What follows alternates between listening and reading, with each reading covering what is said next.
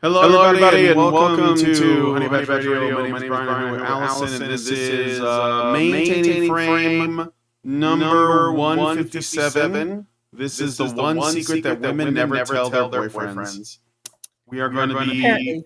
This was a request from Richard? Richard. Okay, you said Ruby, and I'm like Ruby. who? Oh, well, his name is also Ruby. He also calls himself Ruby. Okay. He's a man of many tastes or something. Well, So there's mostly torturing us is the case. So, Okay. he sent us a video from one Alexander Grace, which I happened to quickly watch before the show. So, and excellent. I guess we're going to be reacting to it. So Brian did his homework. I didn't. So my reaction will be completely fresh. Yep. Without any premeditation. So you don't know anything about this video? I know it's by Alexander Grace, so it's probably not going to infuriate me.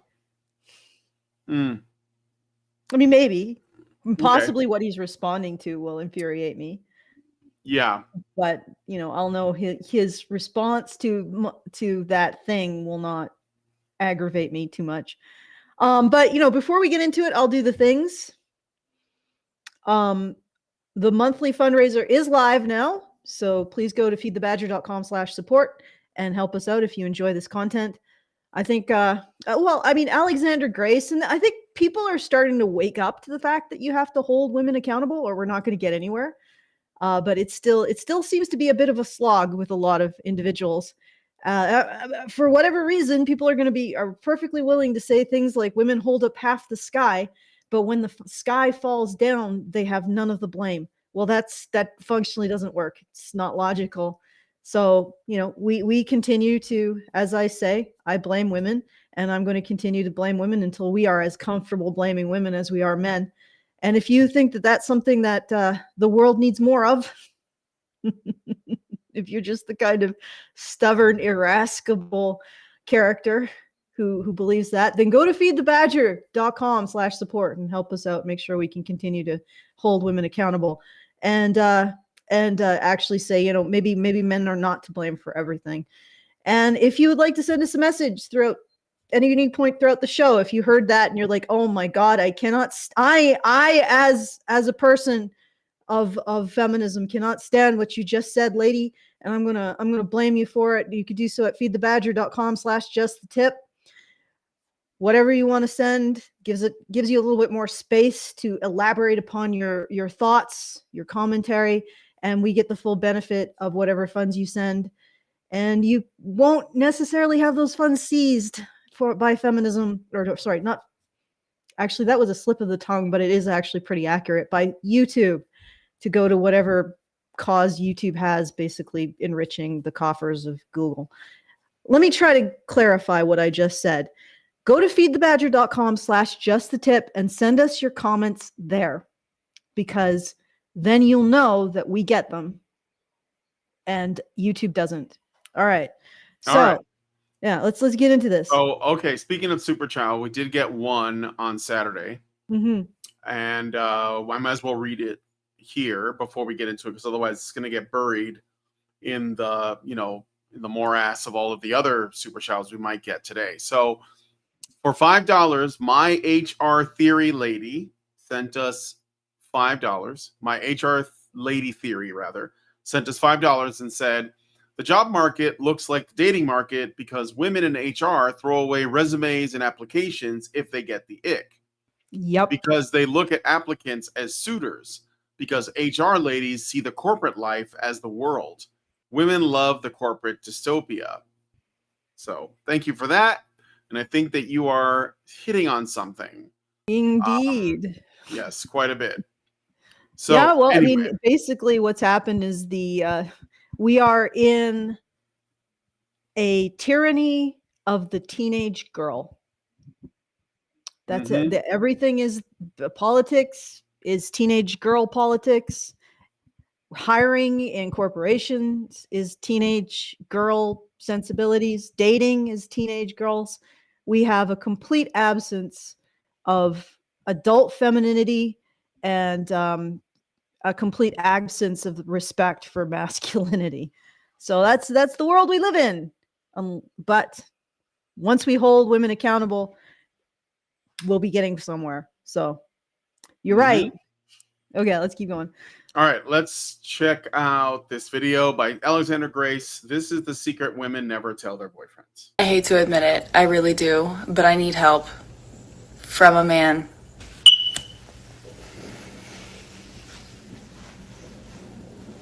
Okay.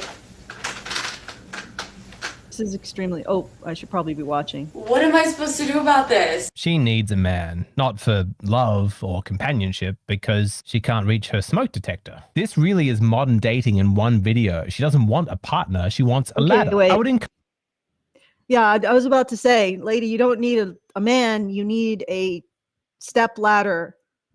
Like, do you not know what those things are? Go get your ass to Home Depot and get yourself a step ladder with more than one step. Problem solved. Yeah, except, well, it's obviously not that simple. No, it never is it? Let's, yeah, because that would still mean that they would have to do something. A ladder. I would encourage modern women. Yeah.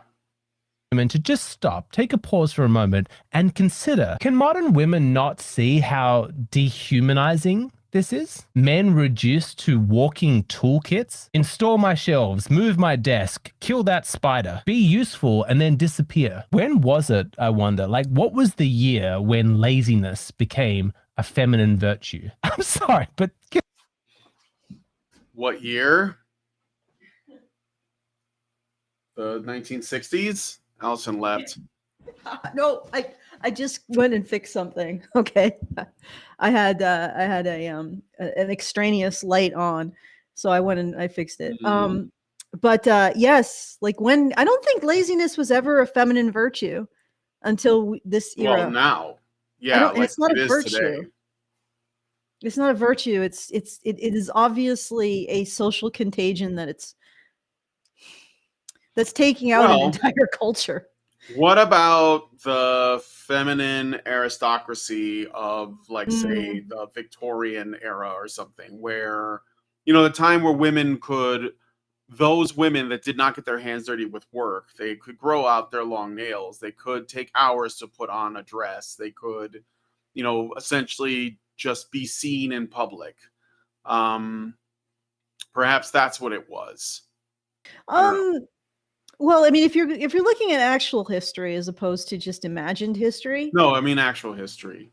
Okay, so it will probably depend on your class. Right. Now, if you were, of course, and I'm talking about aristocracy. There were still class levels in aristocracy. So if you were like a country squire, and you're running an estate, your wife would definitely be busy, and your daughters would definitely be busy because they would be dealing with the I guess the human resources part of the estate. So making sure people who were sick got medicine, making sure that anybody who was having trouble, like widows, had their necessary stuff that they needed to survive.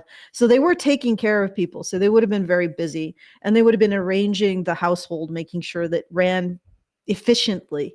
So that would have been their job. And it was a job. Like throughout most of history, running a household was a very onerous job, and because of that, they would also be probably responsible for a lot of the material goods produced by that household and making sure, you know, so basically running that whole thing. So yes, they would be busy, and honestly, probably throughout most of our history, a female aristocrat probably would have had to pitch in for manual labor as necessary, because there's a long period of time where there was almost no physical I mean, yes, she was the one who's appointed to make decisions, but they, you know, servants and their masters and mistresses would live in the same households, and it was a lot more.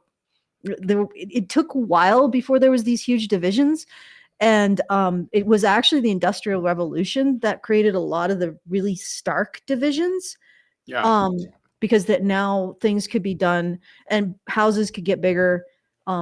There could be separate servants' quarters and stuff like that. So it's like, it's not the way you think it was. at all. And in some places where it was really fractious, there was a lot of like political contention. Like female aristocrats had to be able to manage things like um dealing with the defense of their homes when their men were off at war. So they'd have to understand basic stuff like artillery disbursements and managing soldiers and as well as a household. So no, at no point in history was female laziness something that any class could take on. Now, Yeah. if you're talking about maybe the court of the Sun King, like Louis the 14th, those women were there for specific reasons, usually to petition the king on behalf of their regions or their families, or to try to, elbow their way up into higher social positions on behalf of their families. So this is never like this laziness. Yeah, there was never a group of women in human history, unless you go back to maybe the Bronze Age or Egypt, and you're looking at the imperial harems. Yeah. But even then, those were bureaucratic instruments, so there Mm. probably would be certain stuff that the women were up to. But that's Yeah. So then, what I think is going on is that this is unique. the laziness of today that is sort of celebrated as a feminine virtue. This is the female dating strategy, by the way. They're big on Mhm. that, right? Like men are labor, men are risk. So the what it is they want to live the life that they are told the aristocracy lived, like the Hollywood version Mhm. of Marie Antoinette or something. And Mhm. that is just like there were no other women except those women. So it's like the apex fallacy of the apex of a made up history, and that's Mhm. what women are aspiring to right now. So Yeah, it's actually pretty ridiculous. yeah, I'll also say that I think, because this is a TikTok video, right? I think this could be a humble brag on the part of the woman in this video. I think that she is actually engaging in intersexual competition with women and trying to get attention from men by making this video. And I don't know if you understand what I mean by that. No, go ahead. Okay. Elucidate if I've said that word So correctly. I think that so women on the internet that are looking for attention, they have certain traits that they want to show off, and it is to make other women jealous and to attract the attention from men, even men they don't have any interest in. Actually, it's especially men they don't have interest in, because that way it's safe. Like they're just like, well, I'm getting all of your attention and I don't have to worry about rejection or commitment or expectations of any kind. And one of the ways they do it is the inverse of a man who is tall. Women see their smallness as a endearing trait. So when a girl shows that she's really short, like in this case, I think that there is something that we're supposed to find attractive about it. And I think that's what she's doing. She's just look at how small I am, SMOL. Isn't that cute? I need help because I can't reach this thing. Now, there is also the thing that Alexandra Grace is commenting on, which is this idea of men as utility. But what she's doing is she's saying, won't a man please come and just pick me up, so that not necessarily do it for me, but pick me up by the hips or waist so that I can reach the ceiling, because it'd be cute. And I think that I think that women do that a lot. Like they use their shortness or their smallness as a sign of attractiveness. So I think that's what she's doing too. That's what I think. No, you got a point there. I think you're right. That this might be very much a humble brag. This idea of how much she requires a man because she is so small. Yeah, and her vulnerability, basically. Basically it's her vulnerability as an endearing trait. Yeah, as an endearing trait, as an attractive trait, and 100%. This is something I think that actually feminism feeds on with men as well, because even though feminists are very strident, they are also basically saying, I'm small and helpless. I really can't do. I'm just this little cacophonous, angry, little small fuzzy thing that just needs you, and I just can't admit it.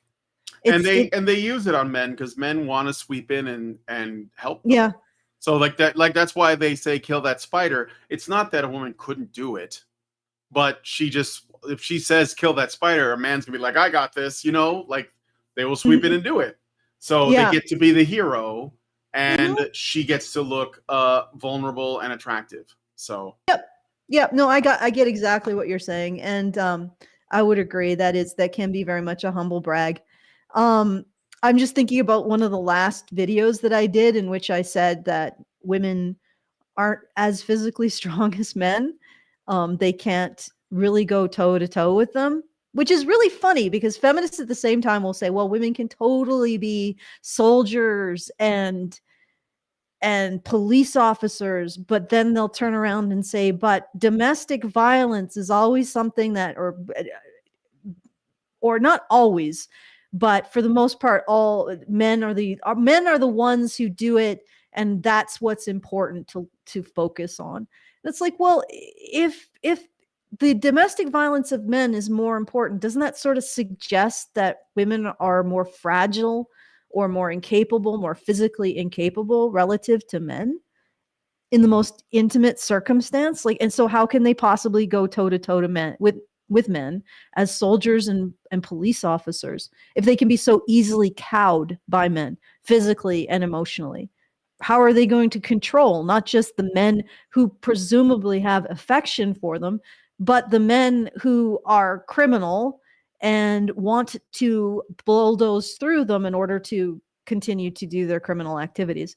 But anyway, it's the whole thing of, oh, women are weak when that is advantageous, and women are strong when that's advantageous. And yet there's no appeal to logical or ethical consistency in any of it.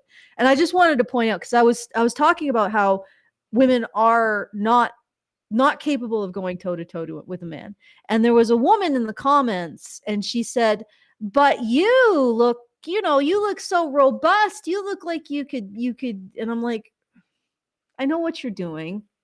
And also, I have actually sparred with men in terms of Brazilian Jiu-Jitsu in the past.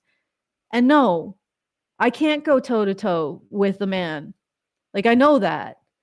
I mean, even when I had greater technique, sometimes you could actually overcome somebody through greater technique if they were significant, but not if they had the same level of technique and they were the same size. There's no way.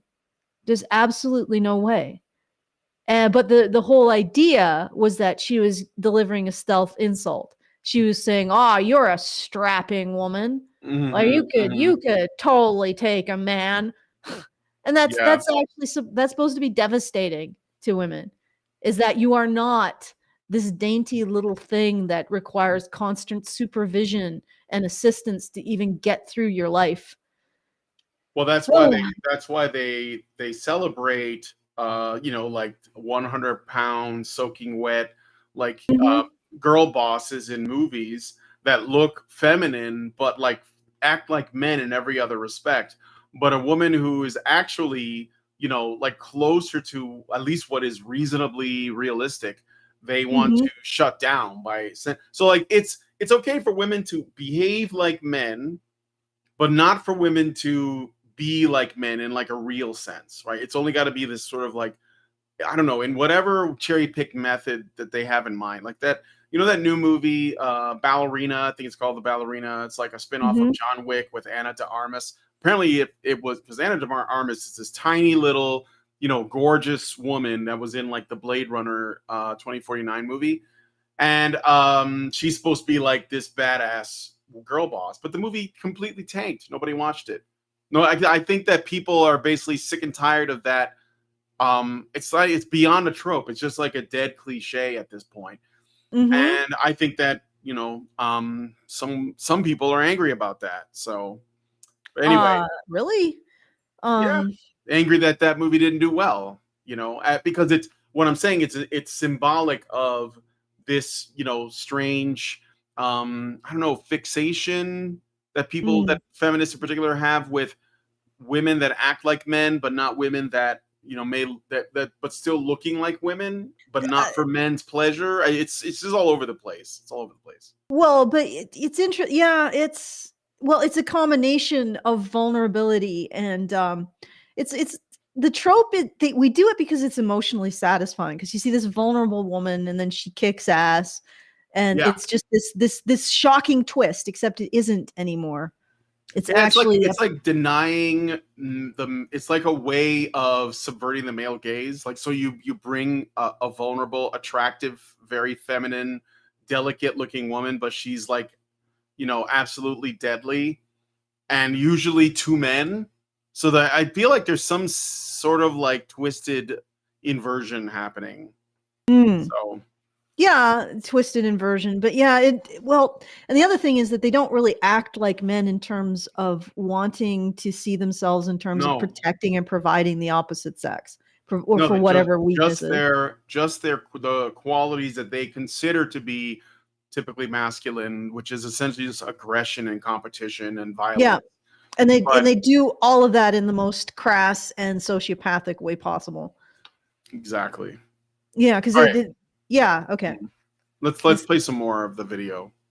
Can this woman not buy her own ladder? Just think for a moment what the reaction online would be if a man posted a TikTok of him doing the dishes saying, "This is why I need a woman." The outrage would be instant. The shame, the insults, the cancellation. But when a woman does it, well, I mean, they should. I think men should go on TikTok and make those videos. Just a guy like loading using all the modern conveniences though, like loading the washing machine. This is why I need a woman. Loading the dishwasher and closing it. This is why I mean, why not? Let's just see what the reaction's going to be. Like it's because it's even more absurd because we literally invented things to make that kind of work easier for women. Mm-hmm. Like putting stuff in the microwave, I don't know. Ordering Grubhub. Oh man, it's so hard. Anyway. Yeah, exactly. Yeah. So he's doing the if the roles were reversed thing, like anybody cares, but here we go. Mm-hmm. It's cute. It's funny. It's a quirky little TikTok video. No, I'm sick of women getting a free pass on this. Viewing men in this way is not cute. It's dark, it's exploitative, and it's got to stop. We listen and we don't. Okay. I want to make commentary on this. I think he's got a point, and he would have less of a point if we hadn't lived through like 70 years of men being shamed for the ways that they want to be loved, which is generally more physical and physically affectionate. Like, and we call men out when they so-called reduce women down to sex objects because that's the way that they feel loved, right? Is through the physical.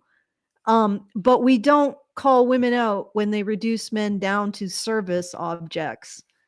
I'm channeling my inner Warren Farrell here. So he's got a point. And I mean, if we had a lot more charity towards men right now, I think we could let charity towards women slide a bit, but we don't.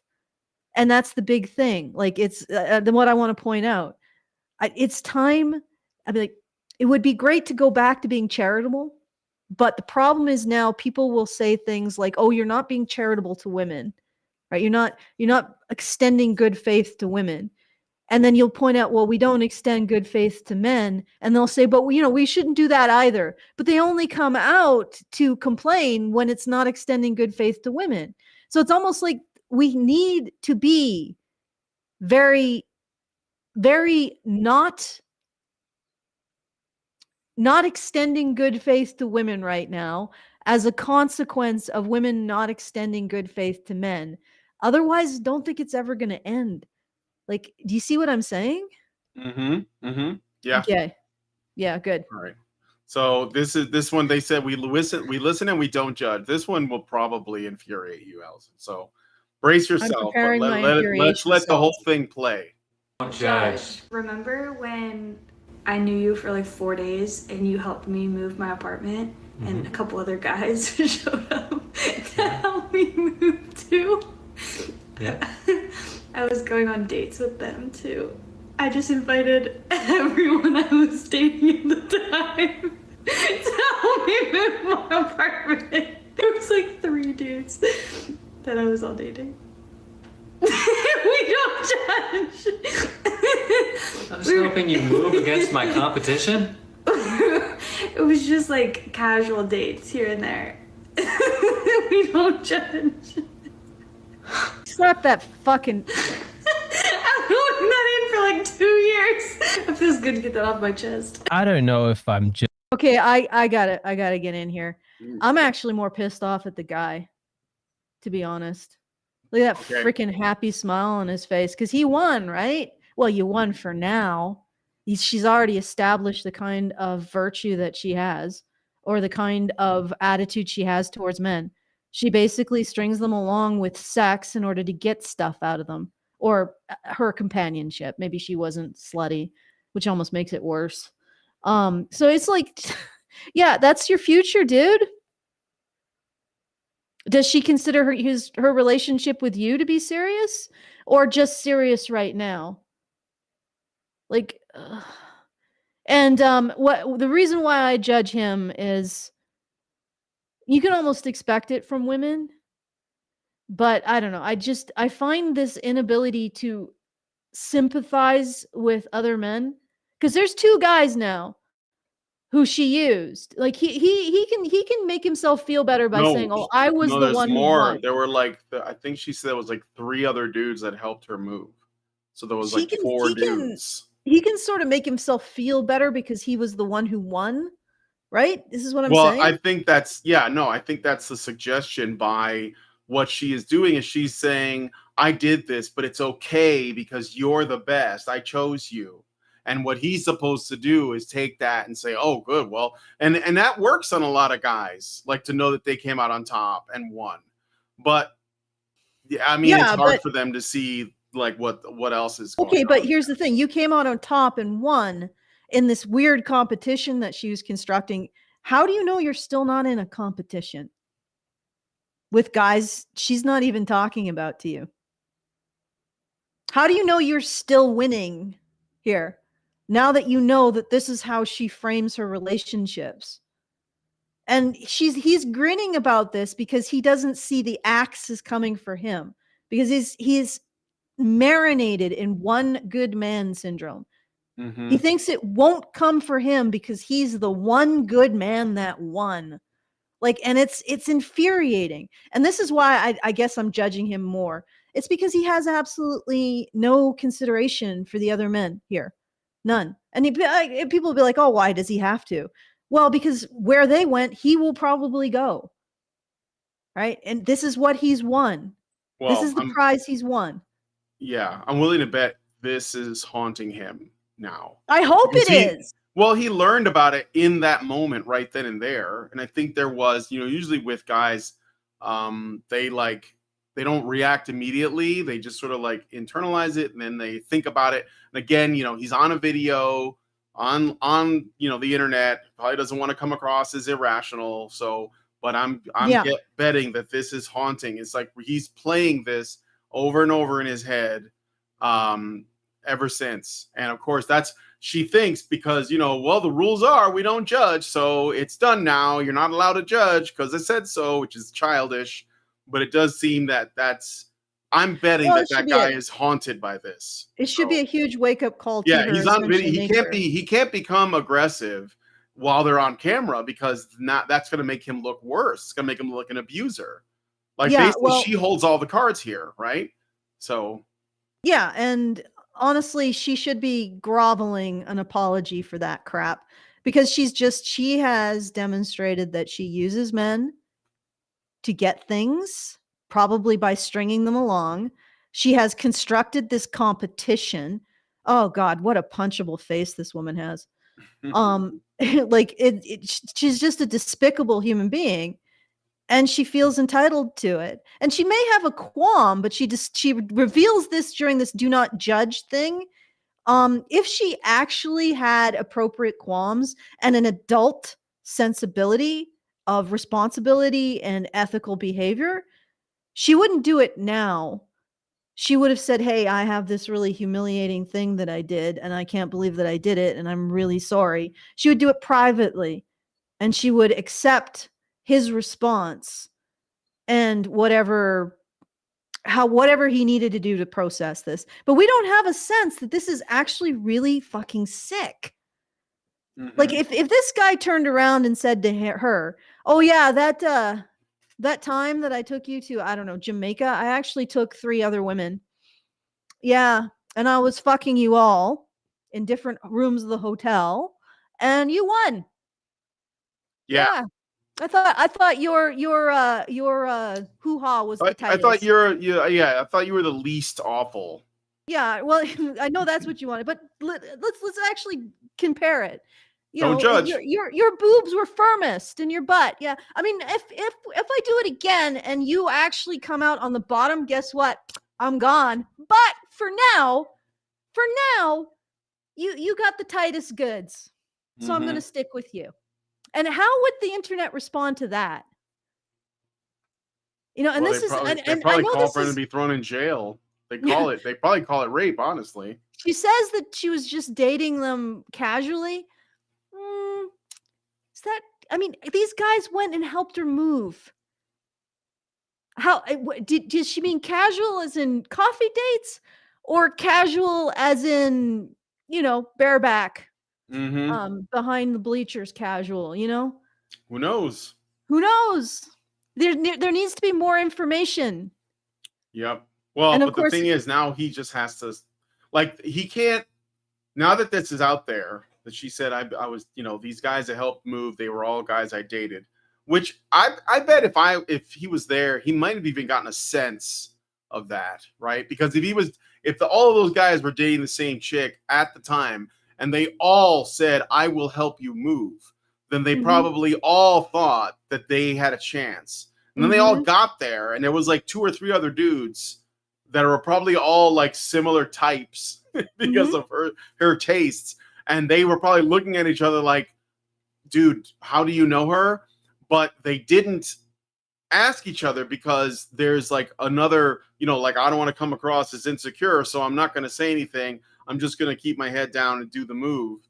And then afterwards, you know what I mean? Like, there's a lot going on there, mechanically, with those relational dynamics, and she's the one, like, essentially controlling the full story. She's the person who knows the full story of all of these guys. yeah. And then afterwards, like, you know, this guy ends up being her boyfriend, at least for now. Who knows? And now that she's dropped this in his lap and also said he can't judge, like, now it's gonna haunt him, because if he says, I want to talk to you about these guys you were dating, I thought this was kind of fucked up, whatever, she's gonna assume that he's immature or insecure. This is what women do a lot nowadays. That, you know, if you're a man and you have a problem with a woman's like promiscuity or like their body count or their history or whatever it is, it's because you're insecure as a man, not because you don't want a woman with a bunch of baggage, not because you're ready to commit to somebody who's, you know, stable and not going to like treat you in the same way that she treated the last guy, but because you're actually insecure as a man. And this guy he's screwed. I mean, he's gonna not probably be able to get a straight answer out of her again. He's probably not going to be able to trust her. It's going to damage the trust, and he can't confront her because she gets to turn the tables on him. So it's kind of interesting, and it's messed up. So for this guy, yeah. I just okay, so the other thing that's, he doesn't immediately sympathize with the other dudes that she strung along, because we're talking about him being subject to her, which is important because he is the one who won the pile of crap, but and eventually has to shovel it out of his life. But he doesn't have any sense of sympathy for the other dudes that she strung along, which is, I mean, maybe he does, and it's going to come out later, and he's going to start realizing, oh, wait, But right now, he doesn't seem to be like, wait, you just exploited a bunch. You 2 years ago when we were dating, you exploited a bunch of other men. Yep. Okay. Okay. So I got a couple super chats. No super chows yet. But Albatross gave us $5 and says, concerning ballerina, it isn't really subversive to see a female character kick guys, but it's a standard practice for literally every movie. But it is, even though it's common, it's still subversive. And look, the movie might be good, but it like women that look like Ana de Armas cannot take on like 250-pound Navy SEAL guys. Just Women can't. No. Literally, women can't take on nobody guys. nobody buys it anyway. The point is that nobody buys it unless it's written in the story that she's like a cyborg or something, and that's not that. She's just a highly trained assassin or something. And again, the movie might be good, but I'm just saying it didn't do well in theaters because people saw what was being shown to them. They saw what the plot was, and they were like, nope, not interested, because Hollywood had burned that bridge a long time ago. That's my point, Mm-hmm. But go ahead, Allison. Yeah, even women cannot take Navy SEALs, period. Even a woman in the absolute top of her game, like 99th percentile. Navy SEALs or like a highly elite troops of men are extremely athletic. They're on the outside of their doesn't even have to be a athleticism. Navy SEAL. It could just be a fucking guy right out of boot camp. It's like, remember did we watch that video where it was like 4 like professional fitness chicks versus like 4 regular guys? Did you ever watch that video? Do you remember that? And the 4 regular guys just dominated like in every category, and they were just there having a good time. And the fitness chicks were like there to win. They were like, we're gonna crush these guys, Well, the thing is that they probably could have gone in straight like strength things, toe to toe, maybe. But the problem is they didn't have the ability to cooperate the way the men did. That was the big problem. Because I think that there was one like strength challenge that they did actually win because it didn't involve cooperation. But these guys, they were just able to cooperate, whereas the women were even engaging in a lot of competition with each other. And that's the other thing. Like when feminists say, "Oh, we're going to act like men," they don't. They act like women still, because they don't have that. I don't know. It's like men could just sort of cooperate in a way that women struggle with. And they form a hierarchy in a way that women struggle with, so that they can actually better, like in a group, men better utilize the resources of other men in that group. Does that, so like for tug, they would be able to strategize better and work together better than women do. Women tend to be very individualistic in that way. They don't really learn to strategize and develop each other's strengths to the best and to click together like that, at least from what I've seen. So the women will not just be competing with the men, they'll also be competing with other women, which will lead to a less ability to cooperate. That's what I saw in that particular challenge. The normal dudes against the women is that the normal dudes were better able to cooperate with each other, to set ego aside, to cooperate with each other, to maximize their overall effectiveness as a group. Whereas the women approached everything almost individually, right? And of course, one of the problems with that is you might need somebody to actually direct everyone else, and women struggle with that. The idea of being bossed around by another woman. And so, that's what I saw with that one. And even more than the physical differences, there was it was the teamwork. It was the teamwork for sure. That was how they won the tug of war. And the other stuff they won. But I also appreciated they were just generally good spirited about it. Yeah. Like, oh, this will be fun. We get pizza. So. Yeah, no, absolutely. They were genuinely good spirited about it, which actually probably facilitated their ability to cooperate. I mean, for human men, that's like the ability to cooperate. This is probably going to surprise people, but human men seems like their ability to cooperate is their really big evolved trait that is selected for. Yeah. And that's why. well, I'm sorry. Go ahead and finish. Yeah, so I mean, like other male animals, antlers, gigantic frills of feathers, size in huge tusks, you know. But for human men, it's actually their ability to cooperate. And though this is probably going to blow people's mind, but think about it. Think about it really carefully. What do we exist within except a world constructed by men's ability to cooperate in very elaborate scenarios with each other? Mm-hmm. Okay. Well, that's how we got everything running, right? Mm-hmm. So I got a super chat, and then I was going to mention something else. So Dan DeFilippo, thank you, says for $5, you're just as bad as them? Okay, even if that was true, how did they let feminism grow to being a multi-billion-dollar industry?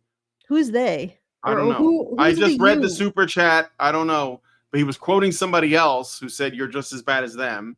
And then followed up by saying, okay, even if that was true, how did they let feminism grow to being a multi-billion-dollar industry? It's a little confusing. I don't know. Yeah. Dan, just tag us and tell us who they is. Yeah, help us out. It's a little confusing. Unless you're responding to something in this video, but I didn't see anything about feminism in this video. This is more just like women.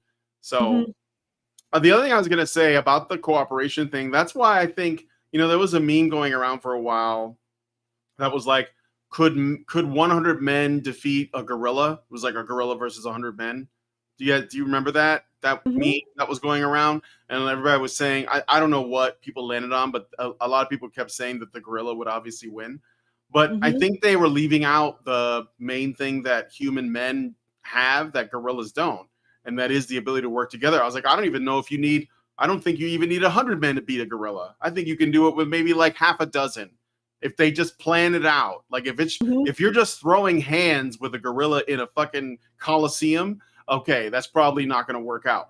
But that's not actually allowing human men, the opportunity to essentially excel at what it is they're best at. But I think if the scenario's in such a way that men could form a plan, they could totally take a gorilla. That's what I think. Anyway. But anyway. Yeah, we're like 2 minutes in and almost an hour. Let's keep going. That's okay. It's kind of a front-loaded video, so. Okay. I don't know if I'm just cynical or if I've seen too much or if I just see it too clearly, but I don't find this funny. Her dating all of these guys, getting them all together to help her move apartment and then hiding this from her boyfriend of 2 years, I find her laughter unnerving. And women using men like this during dating is so common. And a lot of people will say, well, modern dating is broken. But here's an interesting thought experiment. What if it's not? What if the dating market is working exactly as it's intended? It's just that you, as a man, were never told the rules. You thought that dating was still like it was for your grandparents. No, it's not. Yeah. This is him. He's proposing. Okay. No, it's not. I know there is an ad, but that comes later. No, I think he's trying to suggest that dating has changed, which it has. But well, I'll let him finish his point. And yeah, as Nebulous Tethers of Benevolence says, thank you, Brian. I said the same thing in that discussion. This is about the gorilla versus the 100 men. It's not like men were just going to run in one at a time like bad guys in a movie. Yeah, right. Like if you wouldn't even need 100, you could probably do it. I would be willing to say that about 6 or 7 men could come up with a way to defeat a gorilla. Even if you drop them in like the jungle and you basically set a timer or something, I'm sure that they could figure out a way. That's what I think. I'm not a wilderness survival guy, but pretty sure that men would figure it out, despite the gorilla's obvious physical advantages. But anyway, okay, let's listen to more of this. To know somebody, building towards a marriage, a future, a family. But that woman sitting across the table from you, she's not moving towards commitment. She's moving a couch, and you're just another set of hands. It's not about you, it's about what you can do for her. And I think that's what's changed for me, is because once you see it, you can't unsee it. You've got guys going on dates with women, and he's trying to vet her as a potential wife, as the future mother of his children. That's what his intention is, but she's not playing that game. She's operating under a whole different set of values. And then suddenly you realize that what looked like chaotic, irrational behavior from her actually makes complete sense. So, yeah. I think Paul Elam was talking about this 15 years ago. Mm-hmm. And it's starting to filter out more and more. Somebody mentioned Crowder's called, I think, Tommy Lauren out, using things that we would say. And that's absolutely.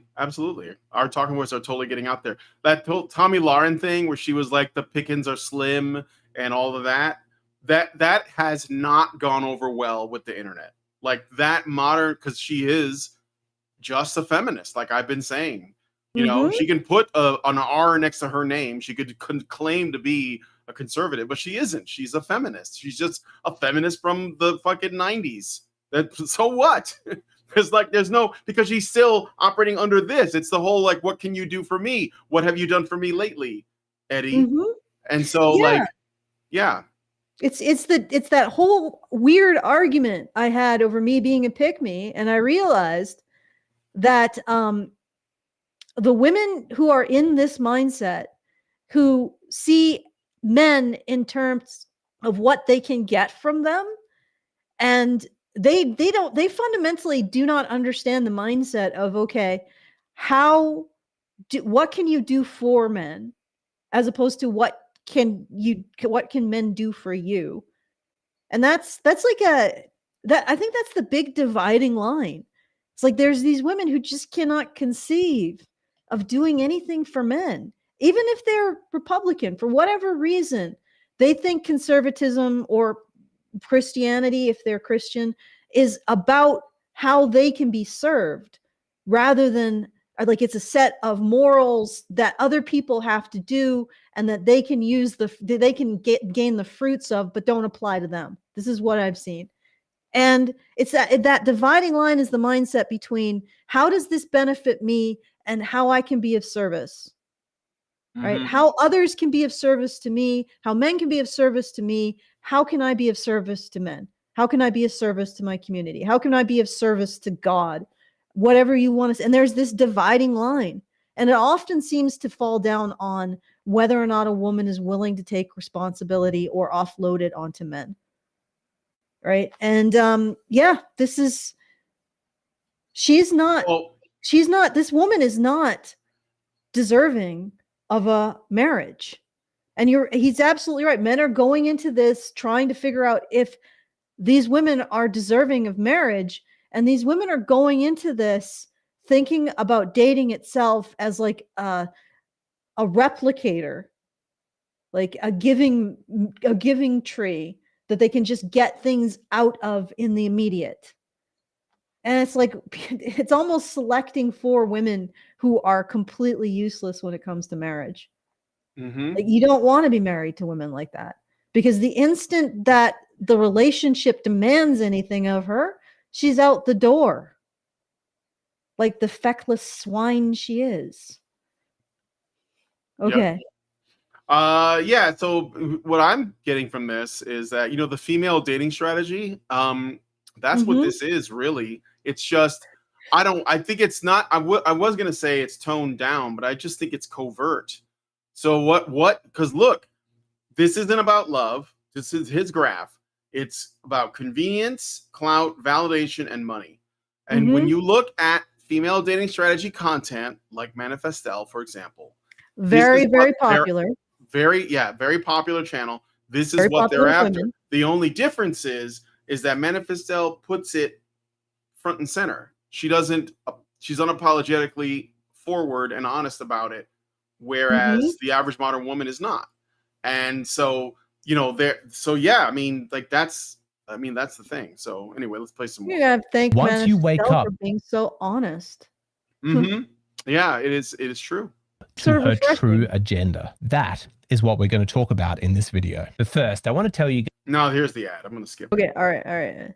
It's about headphones or something. So if you're If you like How do wireless these people headphones, get sponsorships? We can't get sponsorships. Not. I lots don't know of if I'd want sponsorships. 394,000 subscribers. Yeah, All I right. guess that's the answer. Yeah. Brought to you by Raycon. Okay, back to the video and the reasons why women are dating. We've already spoken about practical convenience. What about clout? So I went on a date, and it's with that guy that half of you think is awesome and the other half of you think is a red flag. He showed up with these beautiful white roses, and we went out for dinner and drinks. But then I was like, I honestly just want to come home. It's freezing cold, and I just want to put on sweatpants and chill. So now we are about to watch a movie, trash TV.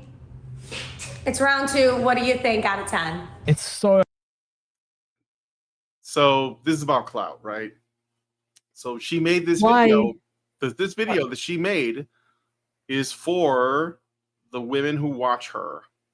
That's who this is for. It's not for her date, who probably doesn't even want to be there. He probably doesn't want to be in the video, but he is in the video, right? So what were you going to say, Allison? Yeah, this is a very this guy looks very uncomfortable. Yeah. He's just But, like, I just want to get in those pants. Maybe. Yeah, that's. I mean, that's is it all, like worth it, he's though? like I don't know.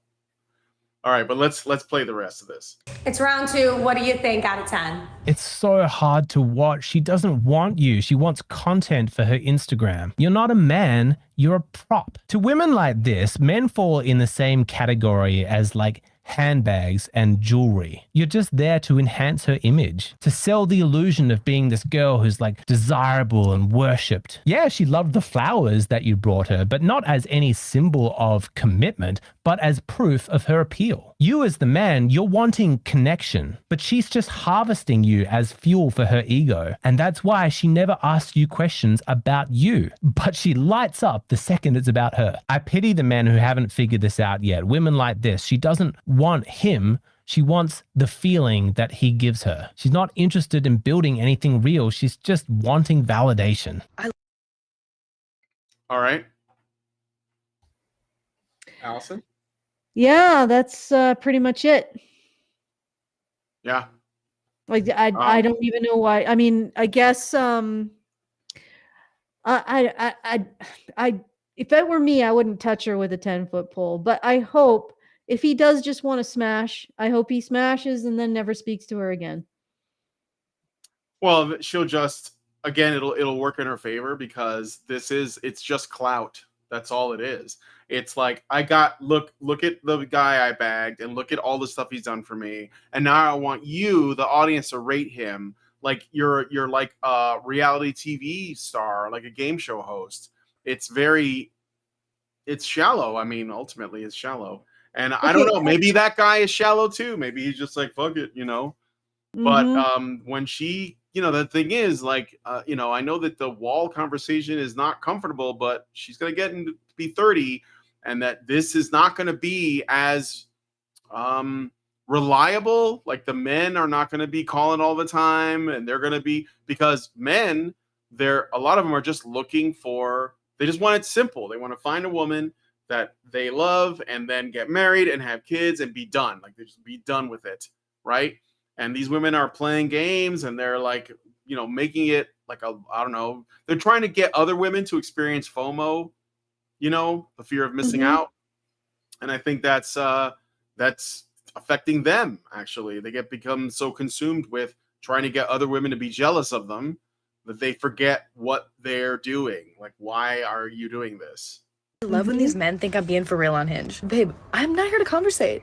This is for my validation only. I don't care that you have a dog. I don't care that you traveled out of the country last summer. Like, we're on a time crunch, babe. Swipe right, tell me I'm pretty, and keep it moving. She's not looking for love. She's looking for likes. This is the purpose in dating, validation. Do you get that? She's not on the app to meet someone. She's on there so she can feel pretty. Get the match, get the compliment, and disappear. That's the whole game. You see, it's not a dating app. It's just a vending machine for her self-worth. Yes, it's selfish. Yes, it's manipulative and dehumanizing, but it's never called out because when women use men, we don't call it cruel. We call it confidence. She's a powerful woman. Look at her going after what she wants. There's no thought about what the cost is to the man. You guys have probably experienced this. Like out of the blue, you just get a text from this girl from your past. Something like, hey, I was just thinking about you. Dude, do not flatter yourself. She was not thinking about you. What she's thinking about is whether or not you are thinking about her. Most likely, she just got rejected by some guy and her self-esteem is draining, and she desperately reaches out to you because she needs to plug the leak.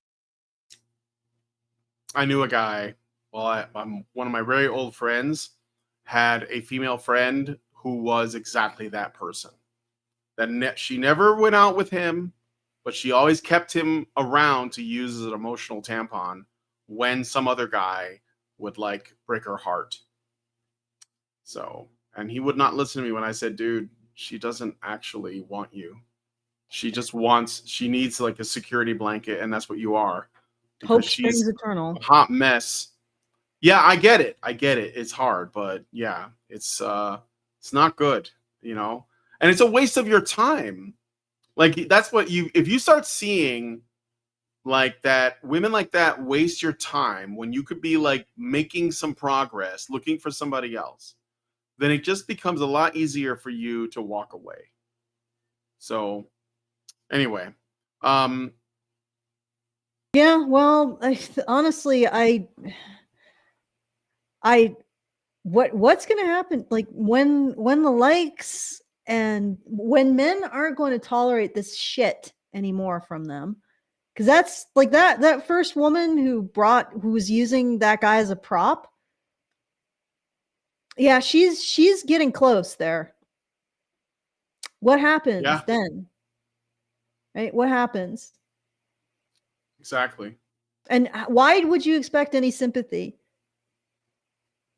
Like, it's not even that you slutted around.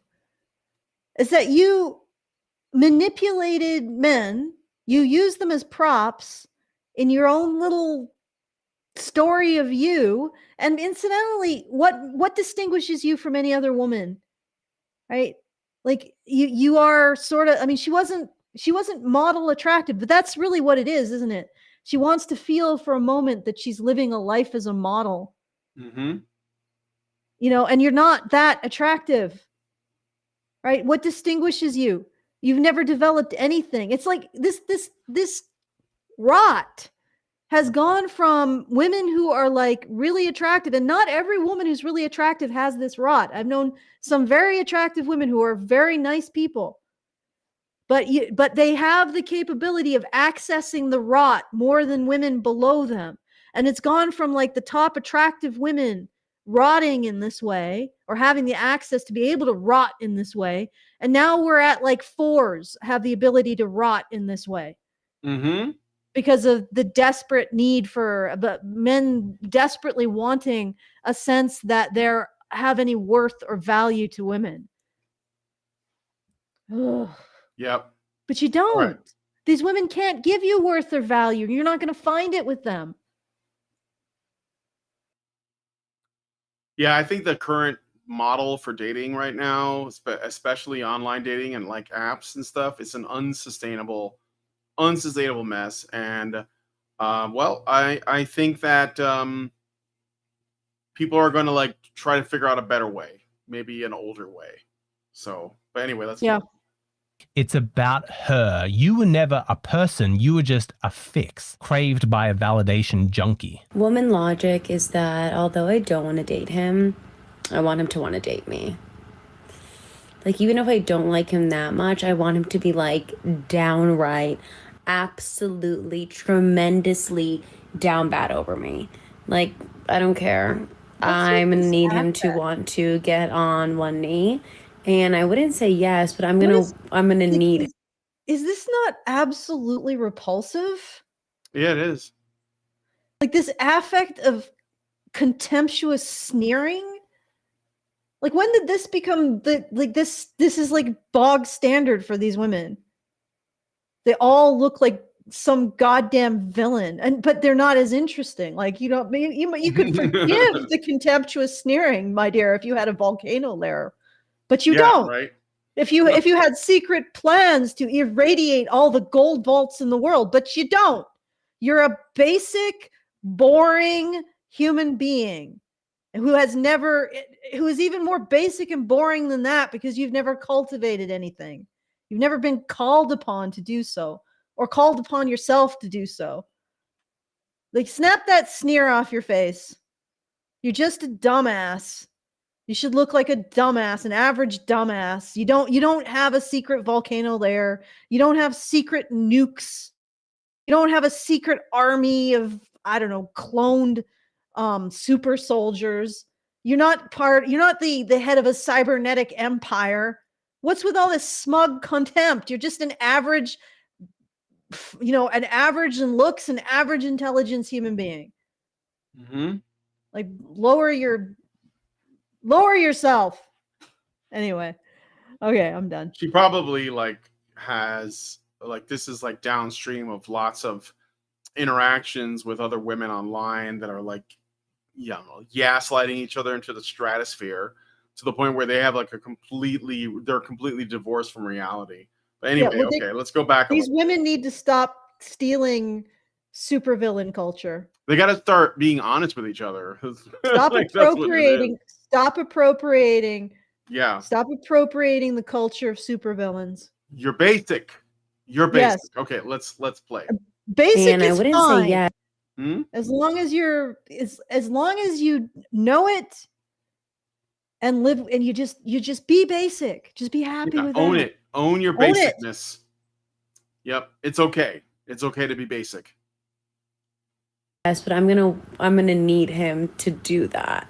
This is so psychotic. But She doesn't want you. She wants your obsession so that she can put it up on a shelf like a trophy. Are you listening to this? Do you still think that women are the romantic ones? It's time to wake up. You have been lied to. Women can look at relationships in a highly transactional way. When these types of women look at the roster of men that they have orbiting them, all the guys ready to do her favors, just desperate for a crumb of her attention, she doesn't feel guilty. She feels proud. She feels like she's smart. She thinks, I'm so clever. I've got a guy for giving me rides. I've got a guy for furniture. I've got a guy to text when I'm bored or I'm feeling bad about myself. And she'll keep leading you on without it ever going anywhere, because she doesn't really want you. She wants to know that she could have you if she ever needed something.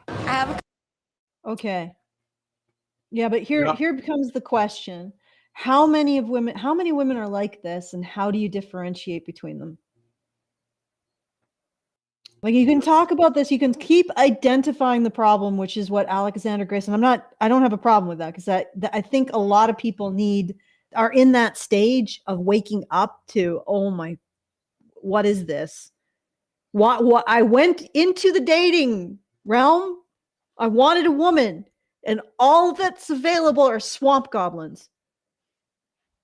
And I get it that a lot of people a lot of men need to go through that process to recognize that this is not acceptable. But then we need to get to the point of, right, how do we distinguish between these women? How many women are realistically available to men who are not this? And how do these men get these women that are not this? Because there's a lot of women like this. Like, our content, it's not very popular. Certainly not popular with women. Not like Manifestel, 500,000, or even worse, that other one, the Black Manifestel. Holy crap! Who's basically like in real time destroying the relationship. She just clacks her fingernails together and makes faces. Yeah, and gives the women watching her the worst advice I've ever heard. Like, the most toxic, stupid advice. Meanwhile, she lives in the ground floor of like a duplex with basic bitch furniture. So she isn't being taken care of. She isn't being flew by a rich man. And she's giving the worst advice, the most destructive advice to other women. And this is popular, like hugely popular with women. So better yet, how do we get the women who are swamp goblins, and how do we get them to go back to being something decent? Like, maybe not a princess, but maybe like a busty wench, not a swamp goblin. So how do we stem the tide of the swamp, the plague of swamp goblins? Now, these are the questions that occupy my mind. Okay. Yep. All right. So this is I think it's this last example of women. Couple of boyfriends. Richard says She-Ra 711. Yes. Oh yeah, She-Ra, right. Mm-hmm. Yeah. I hope they're not watching. Maybe like 4 or 5. Are you sleeping with all 5 of them? Not all of them. Depends on the situation. Why not all? Wait, What's the I must deciding give it a factor? context. 4 or 5 what? Men, her body count. Let me go back. No, but at this moment? Well, not like in that moment, but like yes, sort of. Like there's 4 or 5 guys in the orbit. Put it that way. Okay, let's play it. If she ever needed something. I have a couple of boyfriends. I hope they're not watching. Maybe like 4 or 5. Are you sleeping with all 5 of them? Not all of them. Depends on the situation. Why not all? What's the deciding factor? Well, there's different guys for different situations. Some guys, I just want to go to... I forgot that I'm recording this. Some guys you just want to what? There's different purposes for different tools. One's a shovel, one's a knife, one's a fork. Yeah, honestly, the one that I'm fucking, never gonna get in a relationship with him. He doesn't have the job, the finances, none of that. So why even open yourself up to a guy like that? Great dick. It's not about commitment. It's not about connection. It's about categories. And Wow. She's really fucking honest. Like it takes all the charm away, at least for me. Like she looks like she's cute, petite. That's and why then she can do opens her that. mouth and she's a fucking swamp goblin. Like, like how can you? Why would you even want a friendship with someone like that? Like, yeah, as crass as she is with, and this is the thing that women need to realize: as crass as she is with men, she's just as crass with her female friends, just as conniving and transactional and materialistic. Yeah. Ugh. All right, so I got a super chat from Zeranx for $5, and he says Aaron Clary covered the answer to Allison's question in the book of Numbers, analyzing the ROI on the pursuit of Is that current? return on investment. Yeah, I don't know if it applies. The modern women might be, depending on how old that book is. Yeah. Okay. So, yeah, let's keep going. in all likelihood, you're in the wrong one. If she slept with this other guy straight away, but she made you wait, that's not chance. That's hierarchy. Different men, different rules. One man gets her body, one man gets her time, another pays her rent, another moves her furniture. And most of these guys think that they're building something, but they're not. They're just getting used. It's not chaos, it's not confusion, it's a strategy. Because that type of woman, she doesn't want a man, she wants men. Each one serving a purpose, each one playing a part. This is what I'm telling you, don't be naive. You can't be out there dating, assuming that every woman that you interact with is looking for connection and commitment. Maybe she doesn't care about love, maybe she's not interested in getting married, but she's still dating. She has other agendas at play. And the whole dating process from her perspective is more like an audition to see what role you can play in her life. Are you going to be the taxi driver? Are you going to be the therapist? Or worst of all, are you going to be the wallet? You think it's okay to date a man for money? 100%. I think if your man doesn't have money, you should leave him. So why wouldn't you date a broke guy? Because he's broke. I need to be able to go out to dinner. I need my nails done, my hair. I mean, like, we need stuff. Yeah, she needs stuff, obviously. She looks like Uruk-hai. Their armor is thick and their shields broad. Yeah, but okay, but there is a guy that will be her wallet, though. Like, that's the thing. Like, the problem isn't that we don't have enough people in authority shaming women, although that's helpful. The problem is that there are men that will they will simp for this. But anyway, go ahead. Yeah. I for the longest time, I wondered why societies have classes. And I honestly, at this point in time, I realized why. It's to control women's mating behavior. Because this woman should not be thinking that she is a princess deserving of a prince. she should be happy with the blacksmith's son. Actually, considering her, she probably should be happy with the night soilman's son. You know what night soils are? It's basically the people who empty bedpans in like in pre and industrializing societies. Like literally, she should be happy. Actually, no, she should be happy with the pig farmer because he could put those shoulders to use. That's right. Yep. And that's why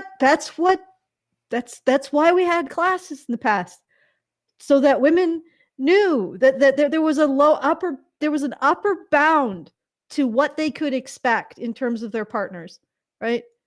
There's an upper bound, and it stops somewhere. You can't just keep expecting more and more and more and gaslighting your friends into expecting more and more.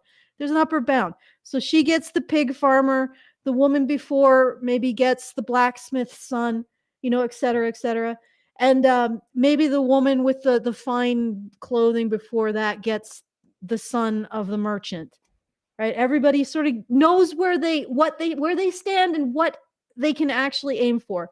And you don't get the prince unless Normandy is part of your dowry, right? You don't get the prince unless you can bring in a gigantic parcel of land in the deal.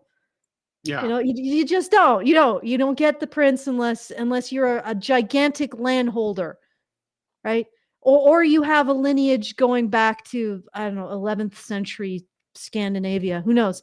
Whatever. It's just, this isn't it's like everybody knows who they can, and this has just become absolute nonsense, because this woman who is obviously descended from a long line of women who were required to put their shoulder to the plow thinks that she deserves princess treatment, and it's just functionally not working in our society.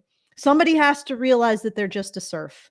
I also have to ask, though, again, just because I know that a lot of times women, when you put a microphone in front of them, first of all, they're more likely to just perform because there's a microphone.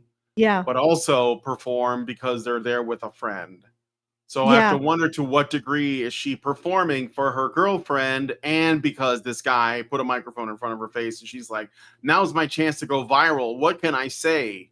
It's like when those protests were going on in college campuses back in like the great days of 2016.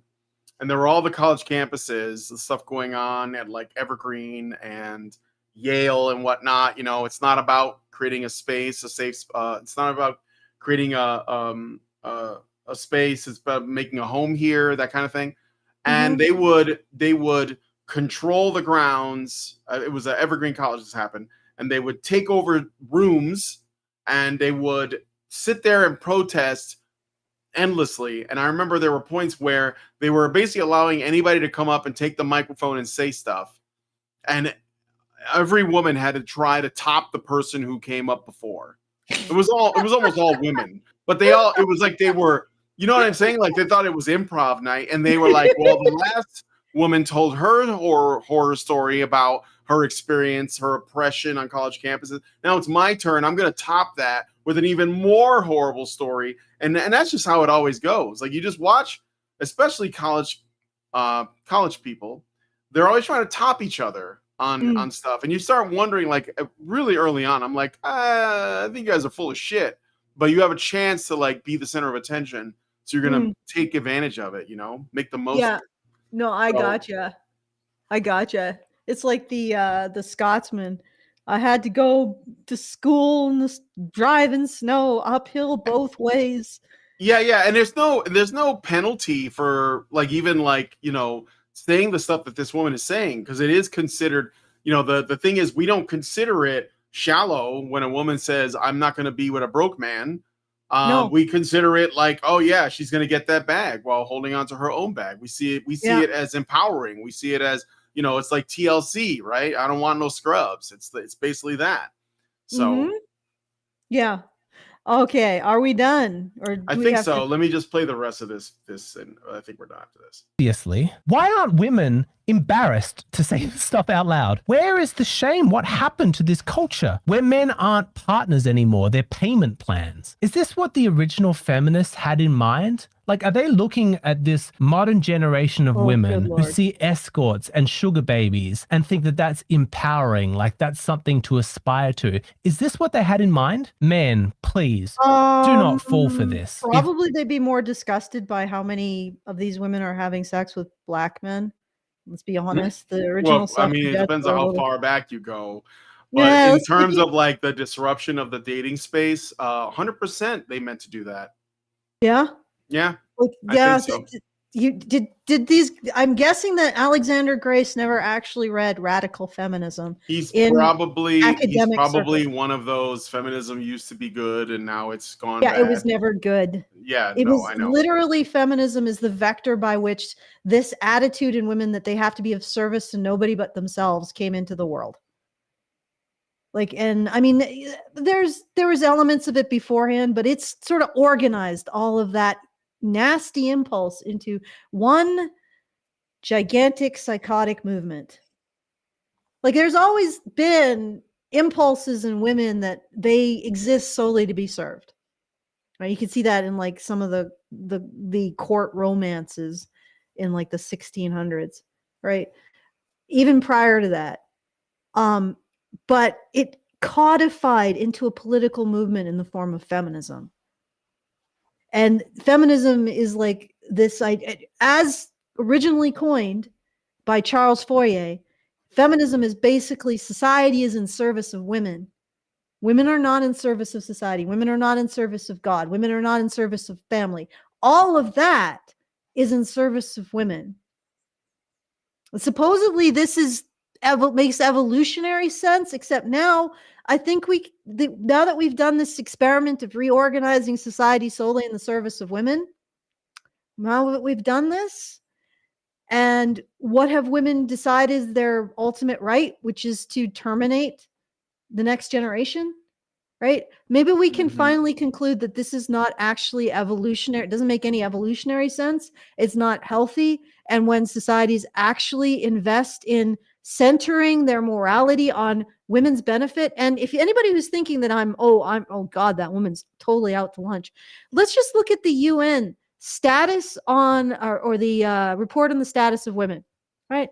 They look at all of these metrics, and everywhere where men and women women are doing better than men, they consider it equality. Okay. They stop looking at it and they only look at situations where women are doing worse than men. So if a woman is doing substantially better than men in some metric, like surviving war, they will say that's equality. Oh, only one woman per 5 men dies in a war? That's equality.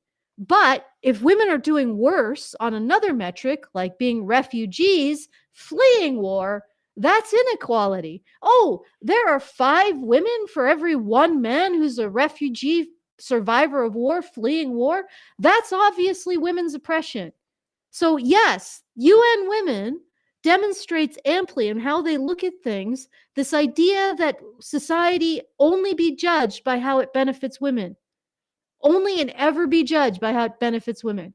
And that has led now to a generation of women who think that it is the ultimate moral good to be benefited. That's why they have no sense of shame when they say, hey, I've discovered how best to be benefited by the dating landscape. I've discovered how best to be benefited by multiple men. One has a really nice cock. One does carpentry. One does plumbing. One can fix my roof. One I want to spend time with. I don't actually want to have sex with that one, but I'll spend time with him because he's a good listener, right? You know, all of these things. She's open with it because it's become a moral good.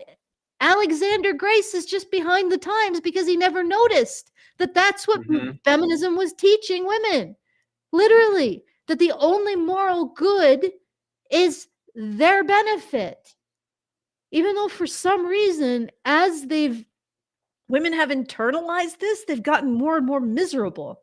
It's almost as if the human psyche rejects rejects the idea that they are of no benefit to other people. Because that's the flip side of this. Women can embrace the idea that the total and ultimate moral benefit of the world is just benefiting them. But at the other hand, you have to let go of the idea that you benefit anybody but yourself, that your existence benefits anybody but yourself by any active measure. Like you can take action to benefit people.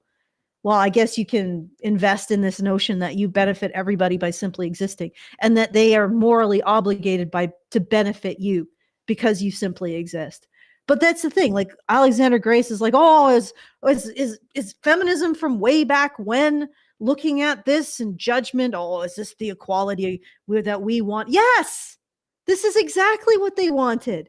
They wanted a society constructed around the benefit to women. If you explained it to them, they would be totally for it. In their time, they conceived of women's benefit as different. But now, this is how these women conceive of their benefit, and the world is arranging it to give it to them. So yes, yeah, this is the feminism is the foundation of this. You can look back as far as you want, and feminism remains the foundation of this because it was the vector by which women woke up to the idea that everything should benefit them, and that was moral good. That was the ultimate moral good. It's like once I watched these Christian ladies talking about feminism, and they said something that really struck with me or stayed with me. They said that feminism invites women to put themselves in the place of God. And Charles Fourier, who coined feminism, that's exactly what he did. He said that society's benefit is not to God. Like society doesn't exist in order to benefit God, but to benefit women. Mm-hmm. And it's the origin right there. And you have to realize it. And these women are just acting out the origin, the ultimate moral good that feminism has taught them, which is themselves. Okay, I'm done. All right. I think that's the end of his video.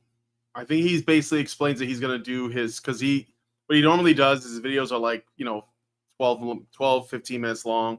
And then at the end, he basically says, I'm going to continue the conversation on my Patreon, which is like how he has it set up. So I think that's his last example. So yeah, I think we can wind down. I don't want to say well, I was actually thinking, because I got my bag of nuts. I got some stuff in it that we could look at. Okay. Very short stuff. Oh boy, I said short stuff. All right, let me just send it to you. It's just it's just things that caught my eye over the last few days. Mm-hmm. My lucky, like what's Felix's bag? The bag of holding. I don't know. It's like feminism for the past 5 years. Phone while sipping. She calls America evil. From her iPhone while sipping Starbucks on an airplane with Wi-Fi while watching TV. She drinks oat milk because regular milk makes her feel colonial. She got 8 COVID shots, still caught it, and blamed the unvaccinated waiter. She has a Ukraine flag in her bio. She thinks Ukraine is a clothing brand. She says Black Lives Matter, but still clutches her bag in certain neighborhoods. Short stream, Brian. She used to be vegan. Wait, hold on. Yeah. Can you guys hear it? Let me just. Yeah, let's back up a bit. It's just that if you talk during the stream, it'll switch. I think it's the noise. Hold on. TV. She drinks oat milk because regular milk makes her feel colonial. She got 8 COVID shots, still caught it, and blamed the unvaccinated waiter. She has a Ukraine flag in her bio. She thinks Ukraine is a clothing brand. She says Black Lives Matter, but still clutches her bag in certain neighborhoods. She used to be vegan, now she's carnivore. Depends on who she's dating. She thinks all cops are bad, then called the cops because someone wasn't wearing a mask. She says she's a feminist until she needs a jar opened. She says, trust the science, but thinks there's more than 2 genders. She got the booster, then posted a selfie with doing my part while spreading COVID in Tulum. She drinks ayahuasca for trauma she invented last year. She says she hates capitalism, but charges $499 for Zoom breathwork. She posts about toxic masculinity from her ex's apartment. Okay, that's pretty funny. Okay, you're muted, I think. Yes, I muted because you said that it switches to me if I talk. Yeah. So I wanted to make sure that I wasn't making it switch. But yeah, I thought this is the least interesting woman in the world. Yeah. Yeah. Is that AI? It looks I think like so, AI. yeah. It's AI. It looks a little better when it does the old kind of video, but yeah, this is AI. Yeah. They just created like a little AI skit about women in the last 5 years, and I think that it's amusing. I Yeah, would like for to point out that these people are really boring. Okay, here's another little in my grab bag. There you go. That's something a little bit more topical. All right, hold on. I'll put it on the screen. Yeah. Oh, they're coming for us now. Yeah, they're coming for us. All right, hold on. Let me switch scenes here. Okay. Can So you this is from, I'm Can you showing it expand off. that tweet? Expand it? What do you mean? No, maybe not. No, you can't expand tweets. No. Twitter does not have that feature. No, it does not. Okay. So I'll just read it. Yeah. UN women, do you know what it means to be red-pilled? It's the belief that society favors women over men, a view that fuels harmful gender narratives. Red pill narratives are central to the manosphere and challenges progress on gender equality. Learn more, and then there's a website. This might be a good patron show topic, or maybe Hannah could cover it. But right off the bat, I think this is like the thing that they always do. They bring up the red pill or the manosphere. First off, they conflate all the groups, all of the various subcultures of the manosphere, All the flavors. and the red pill. They just lump it all together and they cherry pick like the Ours is whatever the they best can flavor. use as the worst examples of that, and then they say this is the whole thing. But one of the things that I see a lot is they do this thing where they try to like do a complete inversion of the feminist narrative and then claim that's what the red pill claims. So when they say it's the belief that society favors women over men, a view that fuels harmful gender narratives. Now, I know that you could make the argument for that, but I don't think that's the central, view of the red pill, because it's not that simple. But they make it overly simplistic on purpose, because when you hear that and you're a normie, you think it's absurd. And you're like, what kind of crazy people? That's like believing the earth is flat. When you could like go into the actual issues, individual issues, and then you see that it's not that society just blanketly favors women over men in every instance, which is what they're trying to do, is that there is, for the most part, a mixed bag, but that we do tend to put women first when it comes to safety and security and favor and that kind of thing. But that doesn't mean, like, because they'll say, this is actually pretty charitable, because usually they'll say, that you guys believe that men are the ones that are oppressed and women are the oppressors. And it's like, no, we're not saying that. I don't think anyone's saying that. Because again, that's an overly simplistic definition and it's intentionally absurd. So anyway. Yeah. Well, yeah, then this is something that I've seen feminists do a lot, and feminist organizations do a lot. They'll just take what they're doing and project it onto everybody who's criticizing them. Right. And but ultimately, UN Women is looking at this from a perspective that men oppress women, allegedly. And that's not something that has been proven. It's an assertion about reality, so it needs to be proven. And you can't just say, well, men have authority over women, because authority doesn't mean oppression unless it's unjust or cruel. And there's a simple way to determine whether or not men's authority over women is unjust or cruel. Alleged authority, because I'm not so sure it ever really functionally falls out as authority. It's more like we got to blame someone for this woman's actions, so we'll blame a man. But there's a simple way, okay? You have a statement: men in authority equals women oppressed. Men in authority equals women treated in unjust and cruel ways. Just look at the situation of men versus the situation of women. And that is the counter, that is how you would falsify that statement. If the situation of women is manifestly on actual physically observable vectors better than the situation of men when men are in charge, then women are not oppressed. Because men in charge don't necessarily benefit men. Men in charge could be benefiting women. This is all the stuff that they never thought to think about. And that's the big problem. When they assert things like men oppress women, realize that they're asserting something that hasn't even begun to be proven on to any scientific or even legal standard. So they're just asserting something they pulled out of their ass. And now they live in that framework. And in that framework, any suggestion that women are benefited over men by the society that they have implicated as oppressing women is heretical. That's essentially what they're saying here.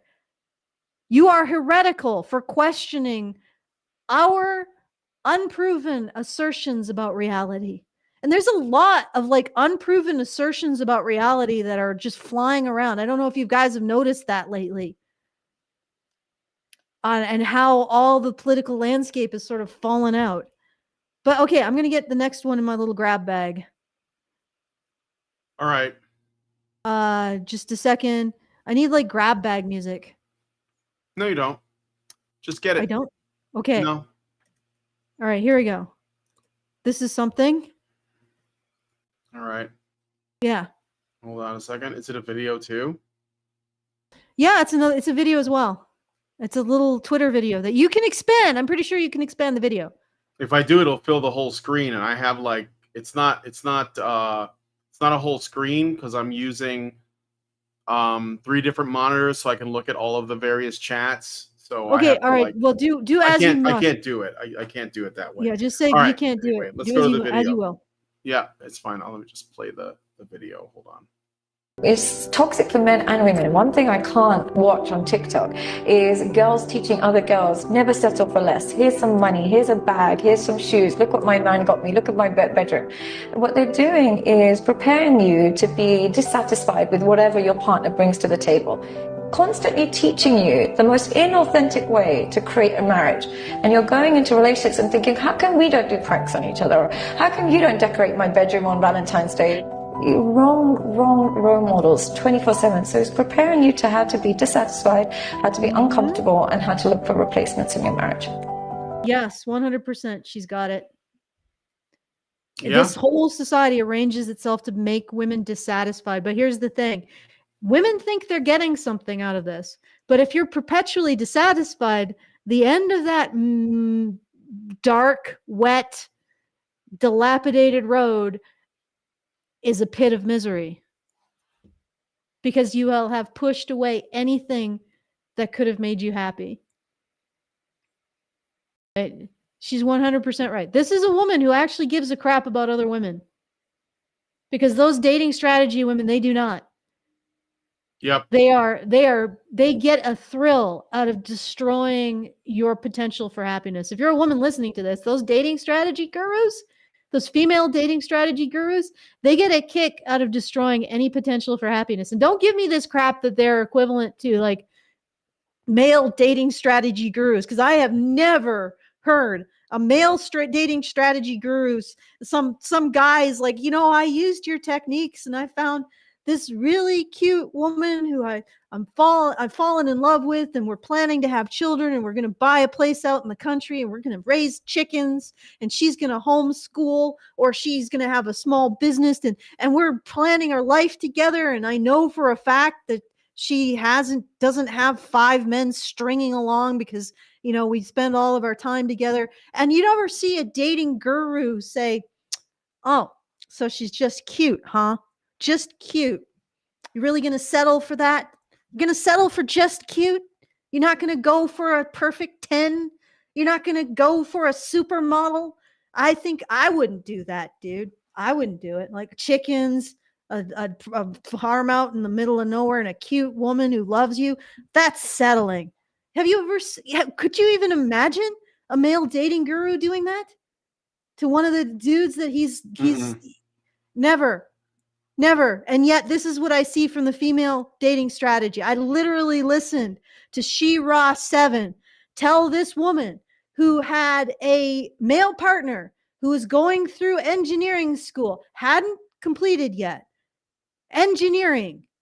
Like, he's going to get a job. He's probably going to have a significant amount of job security, and she's going to be set for life. And She-Ra 7 said, well, I wouldn't wait. He has to be set now. He's got to be set for life now. He's got to be able to give you that bag now. Like, how? And these women were like eating it up. Oh yeah, girlfriend, you shouldn't have to wait. Oh, you have to wait like 3 months for him to graduate. He already has a job offer. Don't wait. You should have it now. And it's like, these women are literally out there to destroy your lives, ladies, to make you miserable as they are, or they get a kick out of it because they can't, like She-Ra 7 obviously hasn't bagged that rich man. She is getting a kick out of destroying every other woman's ability to make her life better, right? Because she hasn't got what she wants. That's the only way I can interpret that. Because I can't see any male dating guru slamming down on some dude who's found his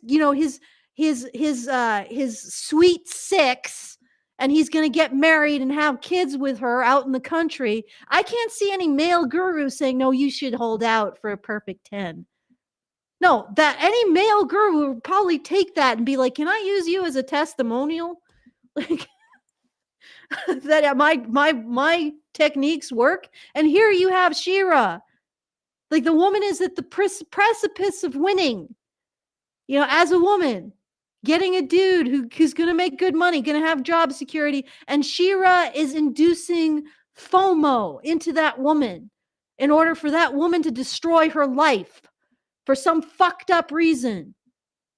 Okay, so these two are not the same. Female dating strategy gurus, not the same as male dating strategy gurus. Okay. I don't know how I got on that rant, but I did, and I'm done. All right. That's fine. Okay, so I have another thing. I think this is an old one. The Samurai Strategy of Japanese Men Against Feminism. Did you ever report on that? I don't know. This came out in 2 months ago. Oh, okay. So maybe you didn't. Yeah. Are we watching this? Because this is like 12 minutes long. No. Just find like essentially the premise is that because if a Japanese man goes on a subway and some woman accuses him of groping her ass, he's gonna get like 12 years or something. So now instead, these Japanese, you could just go to like, just play it here, maybe. As soon as a woman approaches, they resort to aggression. This is the method many Japanese men have been using to deal with feminism. Feminism in Japan has evolved from heated online discussions the way to it physical goes, confrontation. what I've understood, is because they're facing like a huge amount of time if they get accused of being a pervert in Japan. Now, if a woman approaches them, they just go right for the cold clock because they are going to get less time if they get it for assault. In fact, they might not get any. So, that I just find that image really amusing. Yeah. A woman is like, oh, what's the time? Bam, laid out. Like, Jesus, that's some serious deterioration in the relationship between the sexes. But if you're going to make it so that simple assault is like 3 months in jail, and being accused of being a pervert lands you 6 years, you start to make those kinds of judgments. Did you want to say anything to that? No, sounds based. That's all I'll say. Okay, this is the one last thing. It's a bow to the current politics. I talk about the riots a little bit because I won't be able to be on the show tomorrow. But yeah, so just throw that tweet up. Maybe we won't make any. Are we allowed to call it riots, or does that mean that we get demonetized and shoved off YouTube? I'll call it a riot. I don't think that there's a mandate against that. So essentially, we're talking about LA and the cultural enhancement that's occurring in LA right now. I'm not going to get too much into it. I just thought this was really funny, the comparison, and then this tweet, and this freaking tweet. So it's a comparison between January 6th and what's going on right now. Somebody opened up trying to dunk, saying these LA riots are weak. Let me know when they become an actual threat to democracy. Picture of the guy with the stand, and then somebody made a photo shoot. Oh, it's a different guy. He was like, well, let's compare them then. LA is on fire, and a couple of people went for a tour. Also, the insurrection, the January 6th thing, was like a couple hours. This has been going on for days. Yeah. And now I sent you another tweet because this is just breaking photo. The insurrection has finally gotten real in LA. So just put up that next one. Oh no, I heard shit just got real. Oh. They just gave the guy a Mexican flag. That's how you know. The ginger is absconding with the speaker's podium. Yes. Okay. Yeah. All right. So anybody who's listening on the podcast, we're just looking at this image of LA on fire with somebody flying the Mexican flag which is sort of metal. I mean, I know that it's awful, but that's sort of metal. He's flying it while riding a motorcycle. And then that's compared to the ginger dude with the toque and the pom-pom. Very Canadian there. Got some Canadian cultural representation, who's grabbed a speaker's podium and is sneaking off with it during the January insurrection. And that one is peaceful, of course. The one that's on fire is peaceful. Mm-hmm. The guy who's waving with the podium is of course a deadly and potential civil war. Well, because brewing. he went after their church. Yeah. The capital is their church, because the people who took the most offense are the people who are statists. Statists worship the state. That's why they see it as blasphemy when people enter a building that their tax money pays for. I mean, and like, even though the worst offense of it may be like trespassing, but they treated it like it was like literally an attack on democracy, and they won't shut up about it. Meanwhile, when people's actual homes and businesses are burned down and destroyed during fiery but mostly peaceful protests, that's not a problem, because that's not the church. That's not the church of the state. That's just individual. That's just capitalism that's burning like it should have, right? It's people's homes. Who gives a shit? I don't know that person. So ultimately, that's usually what it comes down to, is like, they take a problem with it when it's the state that's affected, and not when it's like their fellow citizens that are affected. So yeah. Okay. All right. That's pretty much it. I don't want to go too deep into, because I know that you're going to cover it tomorrow. Yeah. And I'm sure it's going to be much more comprehensive tomorrow, but you guys look forward to that on Brian and Hannah and Mike's show tomorrow. And I want to thank you and tell you guys, if you want to send us a message about any of the things that we discussed, feedthebadger.com/justthetip. Very best way for you to avoid YouTube's comment enhancement system, which is a euphemism for censorship, and the best way for you to send us funds, because we get the full benefit of it without YouTube's gigantic bite from it. All right. So also feedthebadger.com/support. To support the show, let me just double check here what's going on my big monitor. The big monitor. Come on. Just a second. All right, so we got a customer order. Okay, so big and unrelated thank you to Richard Bier for $500. Thank you. Thank you, Richard Bier. Let me see Great if I got start. a sound for you. It's all fake news. It's phony stuff. It didn't happen. But it did happen, and we But appreciate it did happen, and it's a great start to the fundraiser. And once again, if you want to join our very generous supporters who make sure that this content keeps coming like an unending avalanche that will eventually break through the gates of YouTube and various other places, feedthebadger.com/support. All right, so back to Brian.